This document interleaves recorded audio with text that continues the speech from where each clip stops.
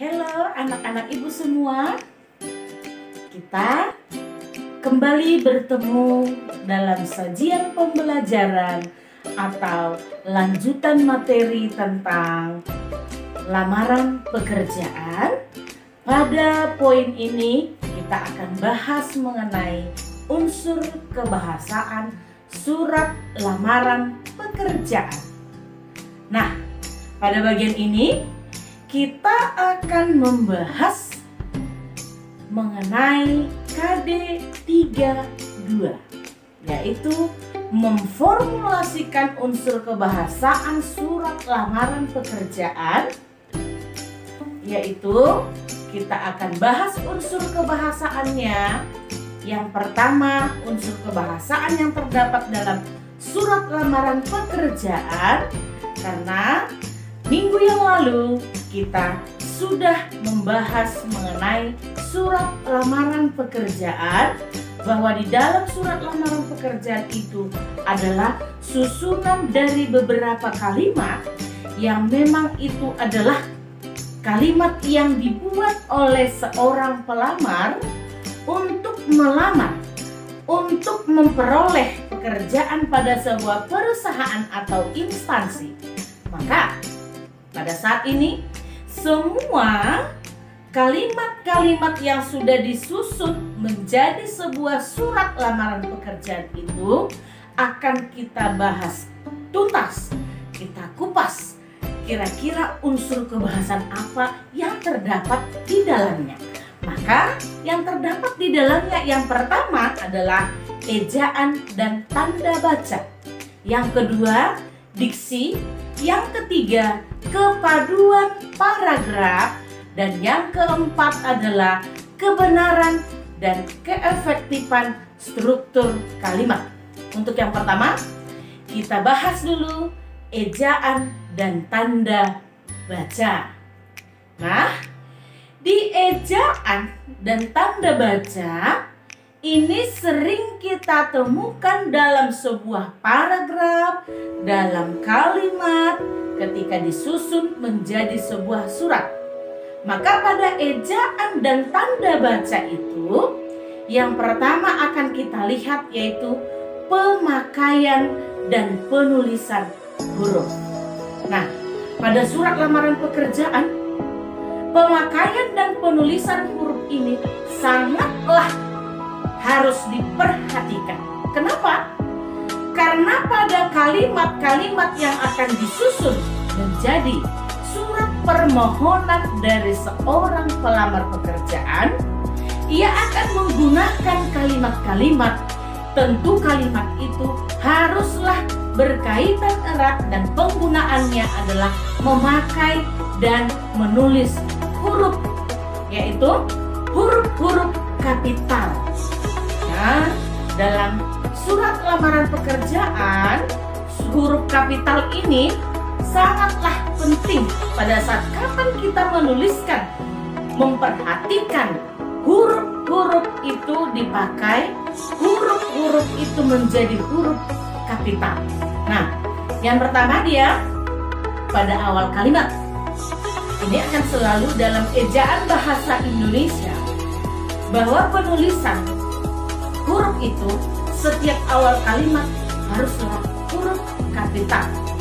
Selain itu, pada unsur nama orang, agama, gelar kehormatan, keturunan, keagamaan, atau bahkan akademik, suku bangsa, nama tahun, nama bulan, nama hari, dan hubungan kekerabatan. Sudah jelas dalam surat lamaran pekerjaan, dalam alamat yang dituju akan selalu ada ungkapan hubungan kekerabatan. Contohnya, bapak, ibu, bapak pimpinan, ibu pimpinan. Nah, itu sudah merupakan hubungan kekerabatan. Jadi ketika penulisan hubungan kekerabatan ini haruslah ditulis dengan huruf kapital. Lalu yang kedua yaitu penulisan huruf serapan. Pada penulisan huruf serapan ini maksudnya kata-kata yang diserap dari bahasa asing, ketika digunakan nanti dalam surat lamaran pekerjaan itu, maka kata-kata itu haruslah penulisan kata serapannya itu adalah dalam bahasa Indonesia harus ada huruf ejaannya atau tanda bacanya. Lalu yang ketiga, pemakaian tanda baca.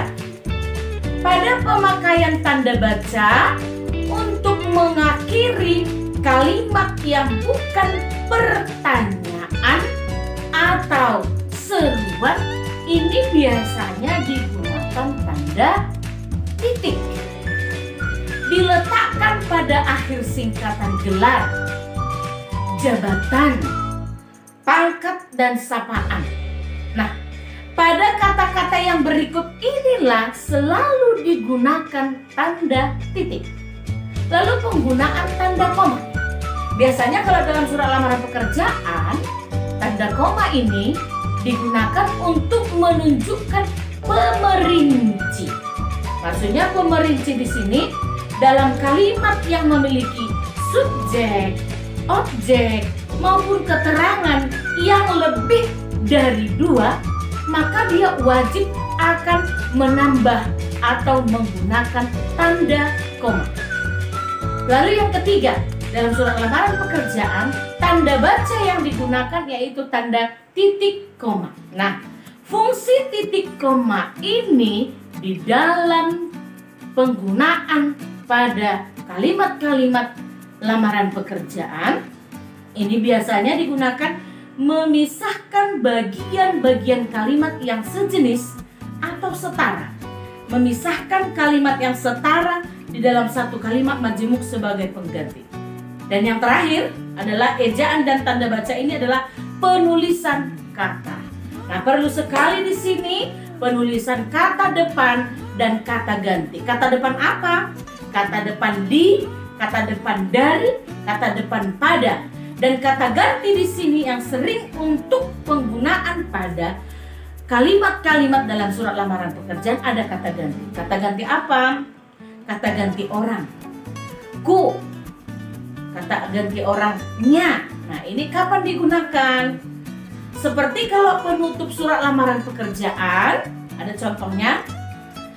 Demikianlah surat ini saya buat atas perhatiannya. Nya di situ tidak benar, tidaklah bagus, tetapi harus digunakan dengan kata sapaan tadi, kata Bapak.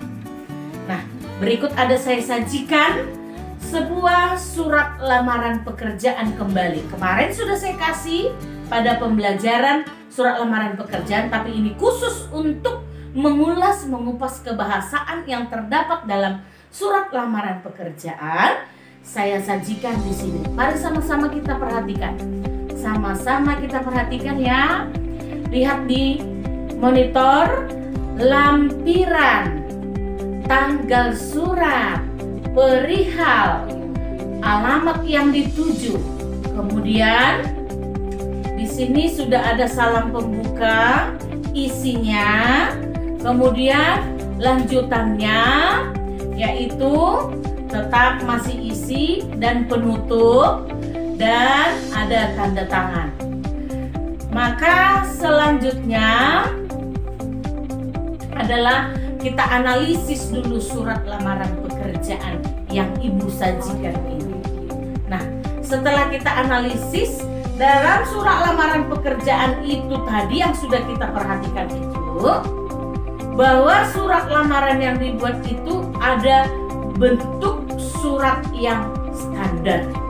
Nah, bentuk surat yang standar maksudnya di situ surat lamaran yang Ibu sajikan barusan adalah surat lamaran yang dibuat sudah menggunakan format standar.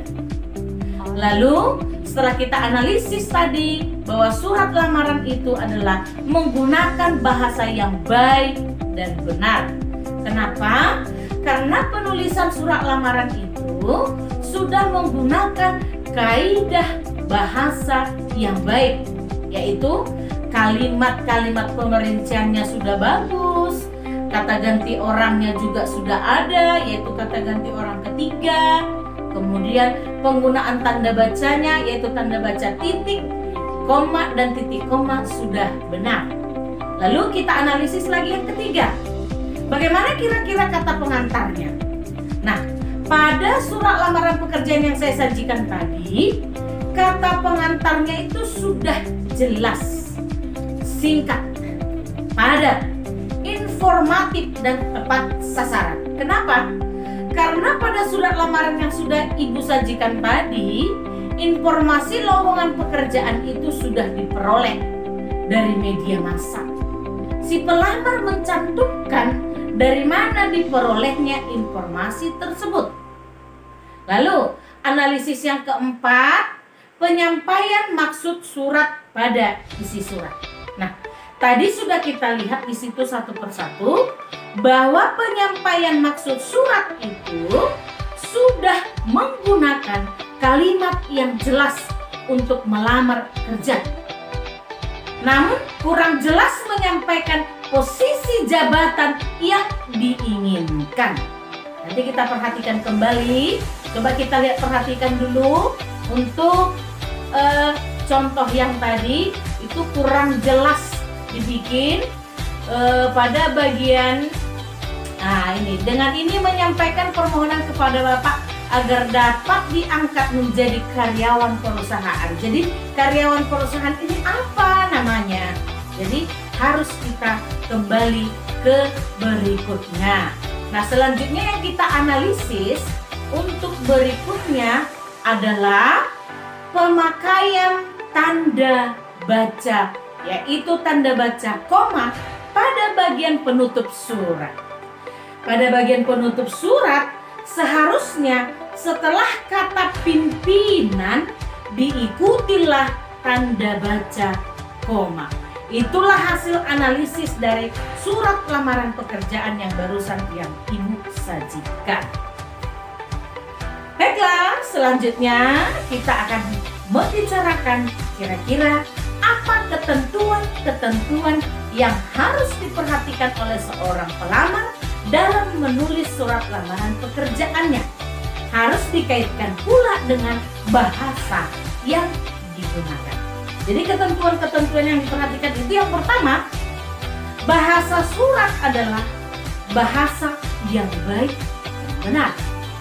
Ketentuan yang kedua, bahasa surat menggunakan kata-kata yang sopan.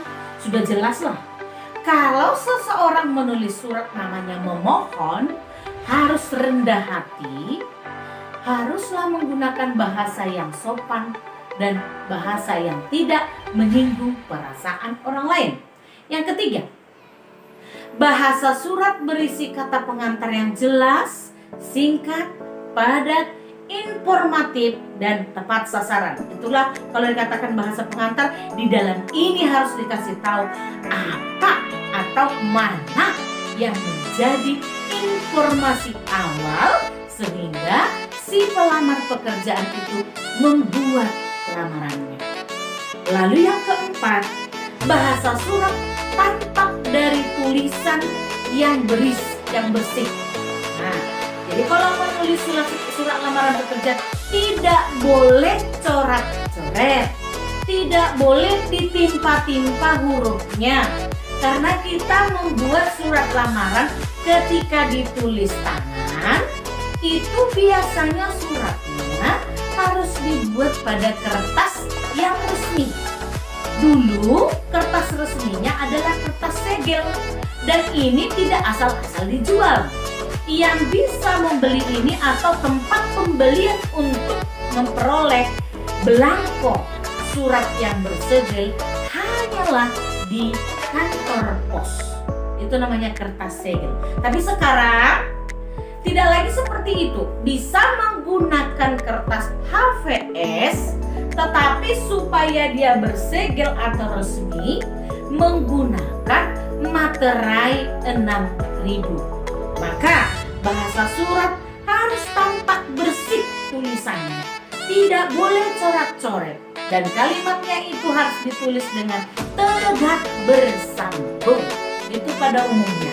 Kecuali kalau surat lamaran pekerjaan ada perintahnya, surat lamaran boleh diketik atau ditulis tangan. Orang pasti memilih diketik karena tidak mau ribet dan tidak ada yang mau susah. Kemudian yang kelima, ketentuannya adalah melengkapi bagian-bagian surat dengan norma bahasa surat. Seperti apa itu? Penulisan unsur hal, penulisan tempat dan tanggal, alamat, salam pembuka, isi surat, salam penutup, tanda tangan, dan nama terang. Itulah ketentuan-ketentuannya.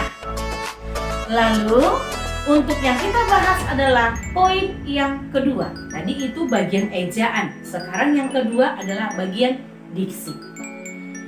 Diksi sangatlah penting sekali ketika seseorang ingin menuliskan sebuah surat. Baik itu surat resmi atau bukan surat resmi. Kenapa? Karena surat itu sudah berkecimpung dengan kalimat-kalimat. Menyusun kalimat haruslah memilih kata. Memilih kata berarti itu sudah merupakan diksi. Pilihan kata yang tepat, selaras, dan penggunaannya dalam penyampaian sebuah gagasan dengan cerita yang meliputi ada gaya bahasanya, ada pilihan katanya, dan lain sebagainya. Sehingga efek dari kalimat-kalimat atau pernyataan yang kita sampaikan itu sesuai dengan yang kita inginkan. Nah, jadi diksi di sini ada 4. Membantu audiens, membaca atau pembaca mengerti apa yang disampaikan. Itulah fungsi dari diksi.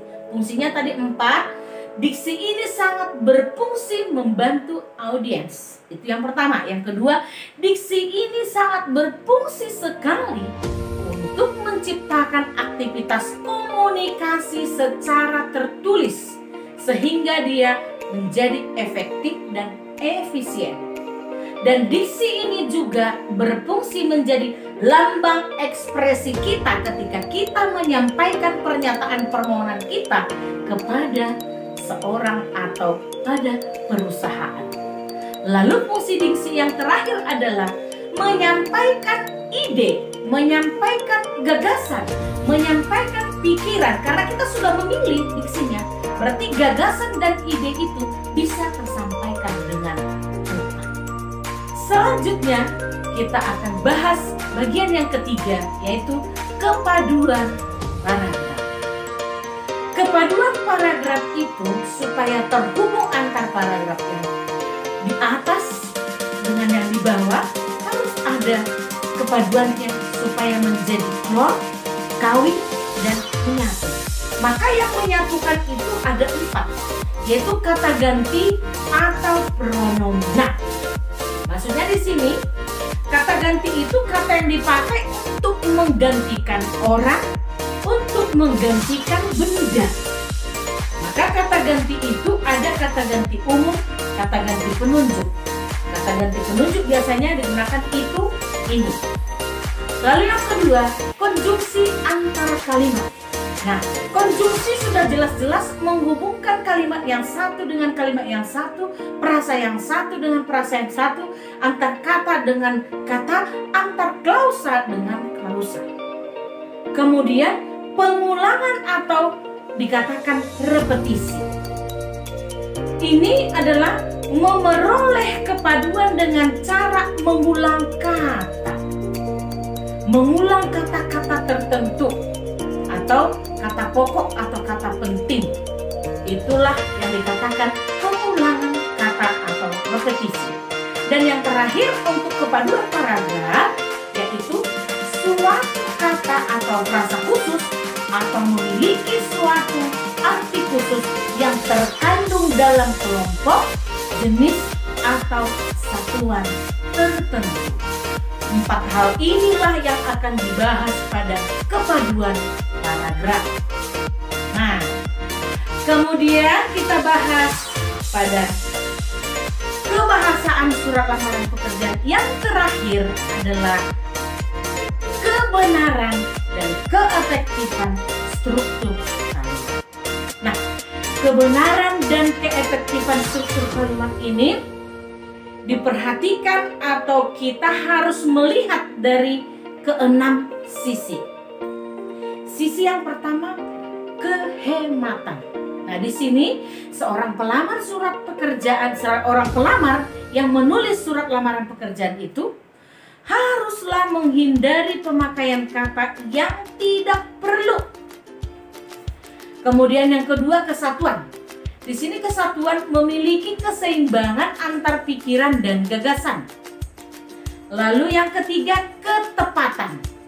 Ketepatan di sini si penulis surat lamaran pekerjaan harus memperhatikan kesesuaian, kecocokan, sesuai tidak, cocok tidak, pemakaian unsur-unsur supaya membentuk suatu kalimat sehingga tercipta pengertian yang bulat dan pasti. Lalu yang keempat, memperhatikan kepaduan atau koherensi. Nah, di sini terjadi hubungan yang padu antar unsur-unsur pembentukan kalimat supaya kalimat itu akan menjadi kalimat yang efektif, atau kebenaran dan keefektifan struktur kalimat itu semakin baik, semakin bagus. Kemudian yang kelima adalah kelogisan. Nah, di sini kalau kelogisan, si pelamar surat pekerjaan harus memberikan ide kalimat itu dapat diterima oleh akal dan penulisnya pun sesuai dengan ejaan yang berlaku. Dan yang terakhir adalah keparalelan. Nah, keparalelan ini adalah kesamaan bentuk yang digunakan dalam kalimat. Jadi 6 hal ini adalah hal yang sangat perlu, hal yang sangat penting untuk memperhatikan atau menentukan apakah kalimat-kalimat itu benar atau efektif atau tidak. Jadi mulai dari kehematan, kesatuan, ketepatan, kepaduan atau koherensi, kelogisan, keparalelan, ini adalah saling berkaitan ketika seseorang ingin menyusun sebuah paragraf. Kata paragraf itu adalah susunan dari beberapa kalimat supaya menciptakan sebuah kalimat yang efektif. Inilah hal-hal atau keempat hal inilah sebenarnya yang terdapat, yang harus kita kupas, yang sudah kita perhatikan dalam sebuah surat lamaran pekerjaan.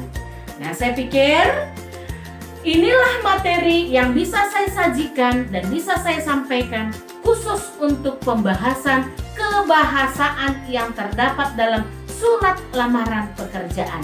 Demikian yang bisa saya sampaikan. Sekian dan terima kasih. Kita akan bertemu pada pembelajaran yang berikutnya atau pada bab berikutnya. Sampai bertemu pada pertemuan berikutnya. Terima kasih. Salam.